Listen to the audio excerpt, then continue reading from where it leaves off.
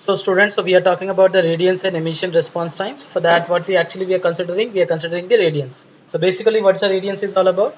Radiance is nothing but the brightness, which is going to measure in watts. Watts of the optical power, whichever it's going radiated into a unit solid angle per unit area. So that also we have covered, and the brightness part we have also covered. Next part we are going to see is higher radiance necessary. That is going to use for the couple sufficiency. That means it is going to find higher power level into a fiber. Next part we are going to see is the emission response time. So basically, what is the emission response time? The time delay between the application of current pulse and the onset of the optical emissions. If you see both the things into the consideration, if you want to see how it is going to work on it, we need to see the two types of LEDs. One we have seen about edge part, and another we have seen the surface, right? So both the things you have to see. We have seen the surface emitter and edge emitter. Both part. Next we are proceeding with the modulation capability of the LED. So we have seen this as well. Next we are going to see diffusion capacitance. So basically, what's the meaning of diffusion? During the forward bias storage of charge carrier in an active region, that going to cause diffusion capacitance.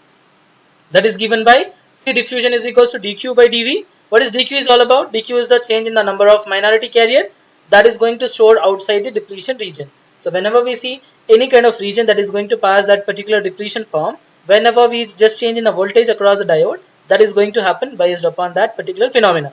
The next thing, that is going to process with the delay storage of injection carriers. So meaning is that whenever we see any kind of injection carriers, whenever we pass with respect to the LED, that depends upon the injection carriers. That means we had one is majority carrier, another is a minority carriers. So when we see both the majority and minority carriers, that is going to obtain based upon these two particular applications, that is going to obtain based on that. So that's the reason it says that delay storage of injection carriers also going to be taken into consideration for the storage purpose.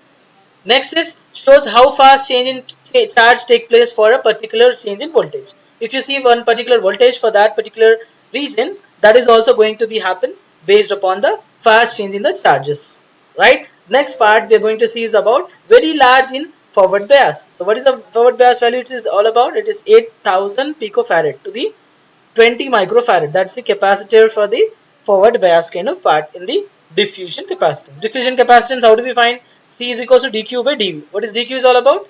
Change in number of minority carriers to the carrier stored outside the depletion region. Means when we is not seeing the depletion region, is going to be obtained based on that. Clear? So that's how we are going to obtain a diffusion capacitance. So after that we are going to see its analysis part of diffusion capacitance. So that also we are going to see in the next classification of it.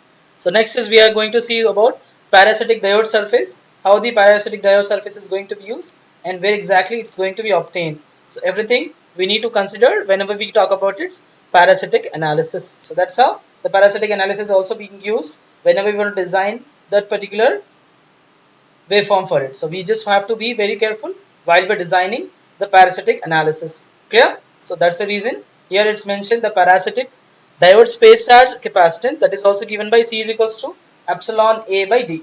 This is the capacitance we just want to find based on the given elements. So whenever we do have any particular elements, if you want to find the capacitance value of that element, we always go for the parasitic. So this C is equals to epsilon naught. What is epsilon actually?